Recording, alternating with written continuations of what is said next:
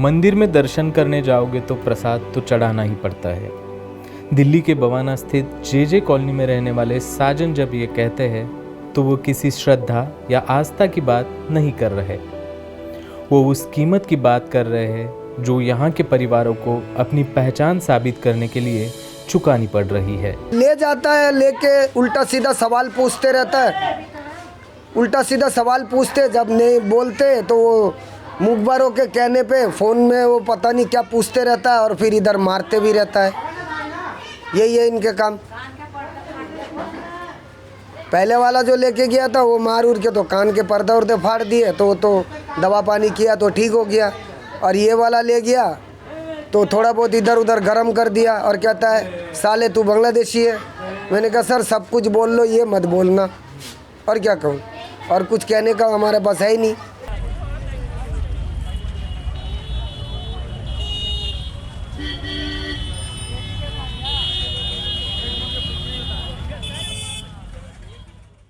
दिल्ली के बवाना औद्योगिक क्षेत्र में जे कॉलोनी स्थित सालों पहले पश्चिम बंगाल, बिहार, झारखंड जैसे राज्यों से काम की तलाश में दिल्ली आकर कई प्रवासी मजदूर रह रहे हैं।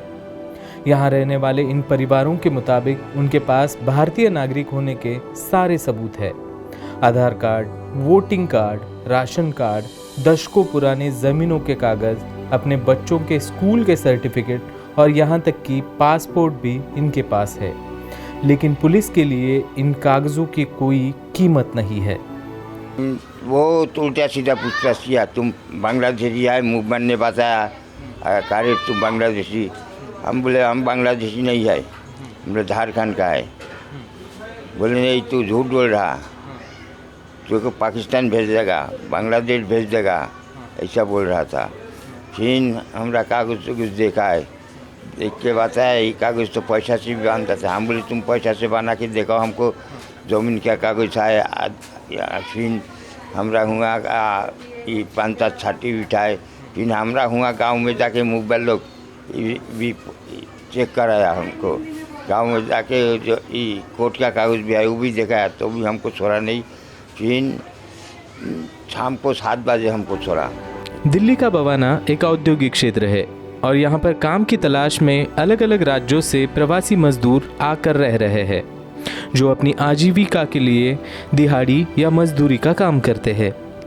इस पूरे मामले में CPIM के नेता बृंदा कारात ने केंद्रीय गृह मंत्री अमित शाह को एक पत्र लिखा था, जिसमें दिल्ली में अवैध बांग्लादेशी प्रवासियों की पहचान के दौरान बंगाली भाषी मुस्लिम नागरिकों के उत्पीड़न का मुद्दा उठाया गया था। साथ ही इस पत्र में कारात ने मानवाधिकार उल्लंघनों के मामलों का भी उल्लेख किया था। हम वहाँ गए कई इलाके में, एक इलाके में नहीं, हमने खुद देखा, सब सबूत है। अब आप बताइए, एक 70 साल 80 साल की महिला, 2 अलग कैटेगरीज है। एक कैटेगरी है जो बच्चे थे उस समय, 7 साल 8 साल 10 साल, आज वो 70 साल के हो गए, 80 साल के हो गए। वो आए बांग्लादेश से और बांग्लादेश से आकर वो यहाँ बसे, उनकी शादी यहाँ हुई, उनके बच्चे यहाँ हुए। और अभी उनकी पेरेंट्स का भी डेथ हो गया नेचुरली, 70-80 साल की महिला, और उनका हस्बैंड का भी डेथ हो गया। ऐसे हम विधवाओं से मिले हैं। अभी उनको पकड़ के बोल रहे हैं कि हम तुम्हें वापस भेजेंगे Bangladesh. Those who are here for 50-60 years आप बोल रहे हैं हम वापस भेजेंगे, वो कहाँ जाएंगे, क्या करेंगे वो? कि विशेषकर जो बांग्ला बोलने वाले मुसलमान हैं वो सभी इलीगल इमिग्रेंट्स हैं, और कैसे उनको टारगेट करके उनको हटाया जाए, ये पूरा एक ज़बरदस्त ड्राइव चल रहा है देश भर में अमित शाह के नेतृत्व में। ये दिल्ली पुलिस जो है डायरेक्टली होम मिनिस्ट्री के अंडर है, तो वो जो भी कुछ कर रहे हैं वो पेट्रनेज के आधार पर, उनको पता है कि अमित शाह बैठे हैं, ये इनकी डायरेक्शंस है, और जितना ज़्यादा वो करे उतने उनके स्टार बढ़ेंगे, उनकी यूनिफॉर्म पर। तो ये हकीकत है, एक सेंट्रल गवर्नमेंट की पॉलिसी है। तो हमें सेंट्रल गवर्नमेंट की पॉलिसी को समझना है और कहाँ कहाँ उसकी त्रुटि है, कहाँ गलत है, वो हमें रेखांकित करना है।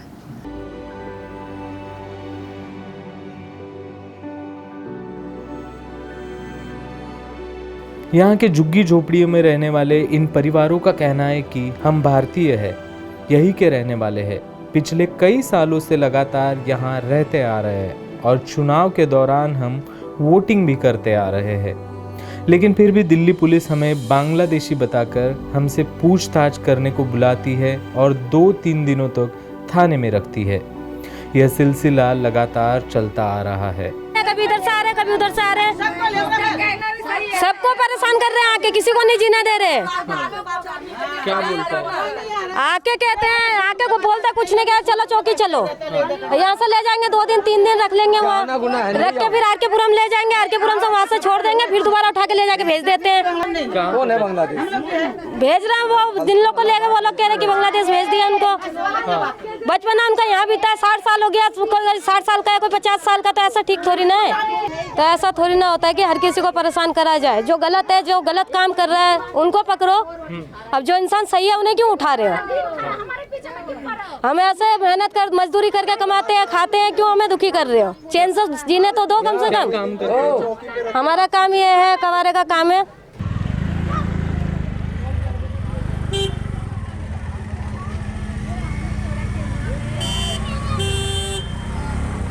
पुलिस वाला बोला बांग्लादेश है, बांग्लादेश में जाओगी तो आईडी क्यों बनाने दिया हम लोग को? इस देश का नागरिक क्यों बनाया? जब हमने शादी किया, बाल बच्चा हमारे यहाँ पर पैदाश हुआ, तब बांग्लादेशी घास हो गया। वोट यहाँ पर सरकार को दे रहे हो, तुम बांग्लादेशी कैसे खिला रहे हो? ये बताइए। आप वोट करते हो? जी। बवाना की इन गलियों में आज डर का माहौल है। इन मुस्लिम परिवारों का कहना है कि उनके पास भारतीय नागरिक होने के सारे सबूत है, लेकिन फिर भी उन्हें अपनी भारतीय पहचान बनाने के लिए रोज लड़ना पड़ रहा है। यहाँ रहने वाले मुस्लिम परिवारों की बंगाली भाषा ही सबसे बड़ी तकलीफ बन गई है। आरोप है कि अगर आप बंगाली भाषी है तो पुलिस द्वारा आपको थाने बुलाकर आपकी पूछताछ होनी ही है। यहाँ अपने परिवार के साथ रहने वाली शबनम के परिवार को भी पुलिस के इस पूछताछ का सामना करना पड़ा। शबनम बताती है कि पुलिस द्वारा उनके परिवार के साथ किया हुआ बर्ताव बेहद ही दर्दनाक रहा है। तो हमें वहाँ पे बरवाला थाना लेके गए, मेरे को और मेरी घर से सब भाई बहनों को ज़बरदस्ती उठा के लेके गए, यहाँ से खींचातानी करने लग गए। मेरी छोटी बहनें हैं और मेरा 12 साल का और 8 साल का छोटा भाई है, उसके साथ भी उन लोगों ने ज़रा सा भी वो मतलब उनको रहम नहीं आया कि ऐसे खींच रहे हो बच्चे को, खींच के गाड़ी में भर रहे हैं। वो भर के फिर वो लेके गए वहाँ पर। सुबह से शाम हो गई, हमें वहाँ बिठा के रखा उन्होंने 2 बजे तक। फिर 2 बजे तक हमने सारे डॉक्यूमेंट उनको दिखाए, तो हमें कहते हैं, मैंने बोला सर आपको हम सारे डॉक्यूमेंट्स दिखा रहे हैं तो आप हमें फिर भी जाने दो। तो कहते हैं लगे कि नहीं तुम बंगाली बोलते हो तो तुम बांग्लादेशी हो। तो फिर ये मतलब सर ये कोई टॉपिक बनता ही नहीं है कि हमारा स्टेट है, यहाँ पे 29 राज्य हैं, 29 राज्य में अलग अलग भाषाएं हैं, तो उसका मतलब क्या है कि सभी इलीगल है, सभी इलीगल एक्टिविटीज़ में इन्वॉल्व है। तो ये सब गलत है। मेरी मम्मी की फ़ोटो खींच ली गई है, वो सारे थानों में सर्कुलेट कर दी गई है वो फ़ोटो। तो वो फ़ोटो मैं चाहती हूँ मेरी मम्मी की डिलीट हो जाए इन फ्यूचर, फिर वो उस चीज़ को लेके हमें वो दोबारा टॉर्चर कर सकते हैं। मैंने उनको 2000 मेरी मम्मी 2004 का मेरी मम्मी का मैंने वोटर ID कार्ड दिखाया उनको। 2012 मेरी मम्मी का आधार कार्ड बना था जेन्युइन तरीके से, मैंने वो दिखाया उनको। मम्मी का राशन कार्ड दिखाया, मम्मी पापा दोनों का प्लॉट पर्ची दिखाई है। 2001 में जो हमारा DDS सर्वे का वो मिला था, एक पर्ची मिला था, वो दिखाया मैंने। एक डिमांड ड्राफ्ट में पापा ने 5000 का भरा था 2004 में। वो सबको A to Z जो भी डॉक्यूमेंट्स है वो सब कुछ दिखाया था, गाँव के कागज़ दिखाए उनको। इवन दो फिर भी इस चीज़ के लिए नहीं मान रहे हमसे, वो कह रहे कि नहीं आप हो तो हो। बवाना के साथ साथ दिल्ली NCR के गाजियाबाद स्थित लोनी में भी पुलिस की ऐसी कार्रवाई हो चुकी है। यहाँ दिल्ली पुलिस ने पूछताछ के दौरान 8 महीने और 18 महीने के 2 मासूम बच्चों समेत एक ही परिवार के 6 लोगों को हिरासत में लिया है। हिरासत में लिया गया ये मुस्लिम परिवार लोनी में पिछले 15 सालों से यहाँ पर रह रहा था।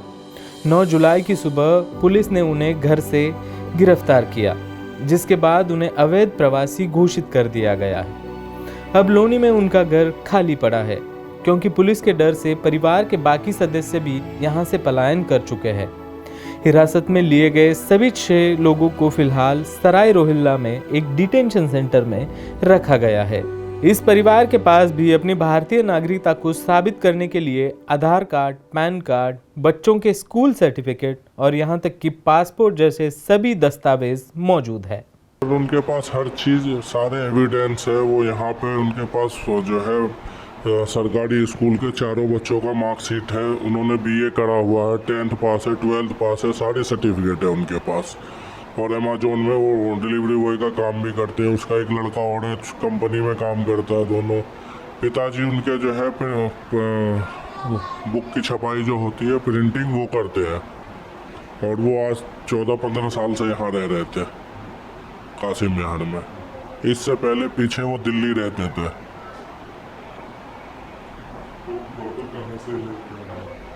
जी वो प्रॉपर बिहार के रहने वाले हैं, मधुबनी जिला के हैं।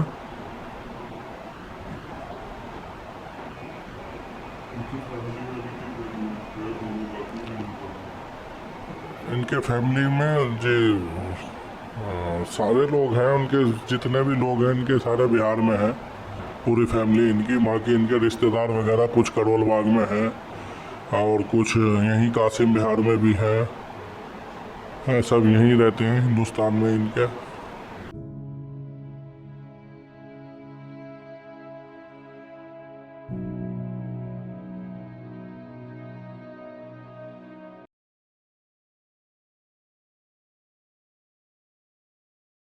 द वायर के और वीडियोस देखने के लिए सब्सक्राइब करें और बेल आइकन पर क्लिक करें।